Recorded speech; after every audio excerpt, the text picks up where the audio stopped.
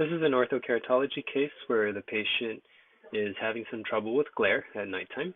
And right now I have the second lens that was designed for this patient up on the left side.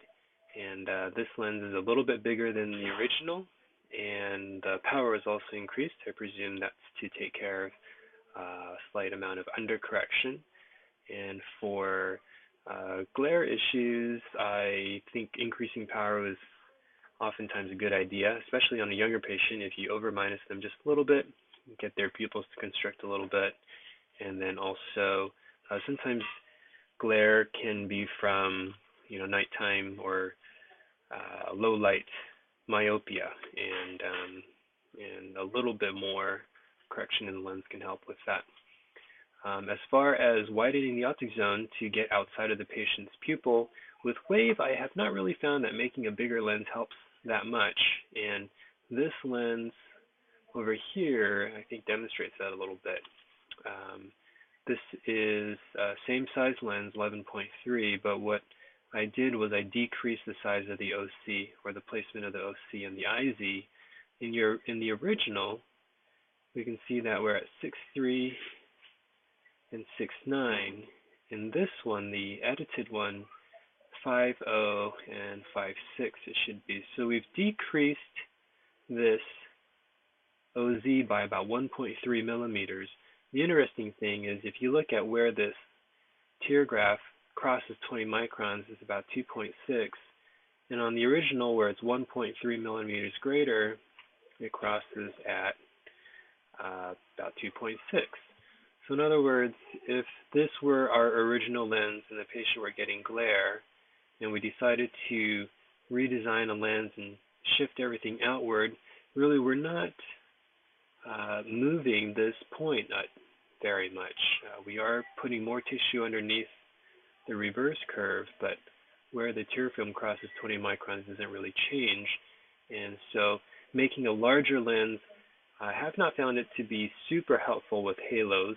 I think what it does help with is the patient, by the time we get to a second or maybe third lens, the patient has been in lenses for maybe a month or a month and a half, and just having worn the lenses for that amount of time has helped them adapt to the aberrations in their vision. It's not necessarily the optics of the lens itself. So as far as wave lenses go, the only way I'm aware of to shift this line backward toward the pupil is to create an aspheric optic zone. So I'm going to bring up one more lens here. And here now these two are identical lenses.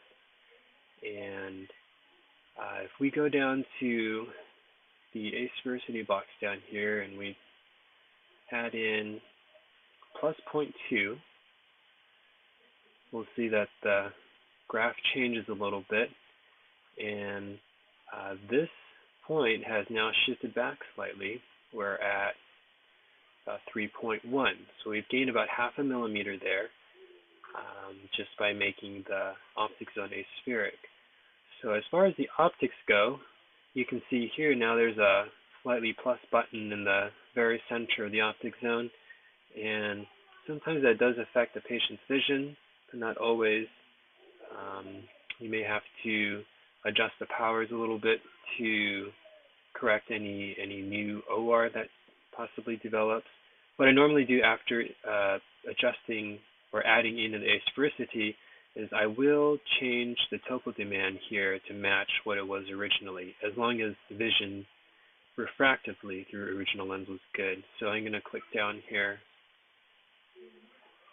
until we're pretty close to 6.76 and 6.35. It looks like that's the closest one.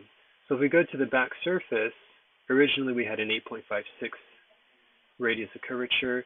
Now we're starting a little bit steeper, 7.57, but then it flattens out quite a bit more, all the way to a 9.8. So over across the central 3 millimeters or so, our topo demand is still pretty similar to before.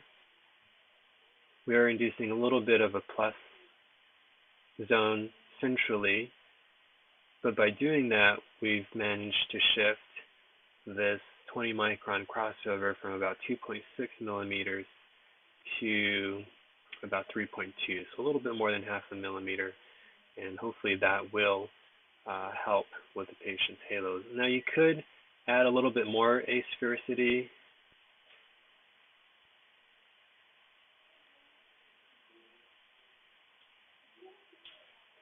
Adjust to reach the same topo demand as before, and now we're even farther back, 3.6, so we maybe have gained another millimeter, but then the optics really start changing here, and sometimes that results in a bad visual outcome. So I haven't really gone past 0.2 for my own patients, and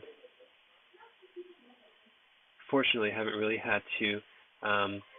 And some of it is just patient counseling that the halos improve on their own with neural adaptation over time.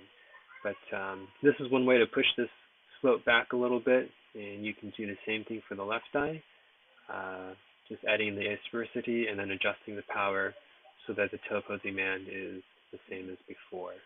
So I hope this helps, and good luck with this patient.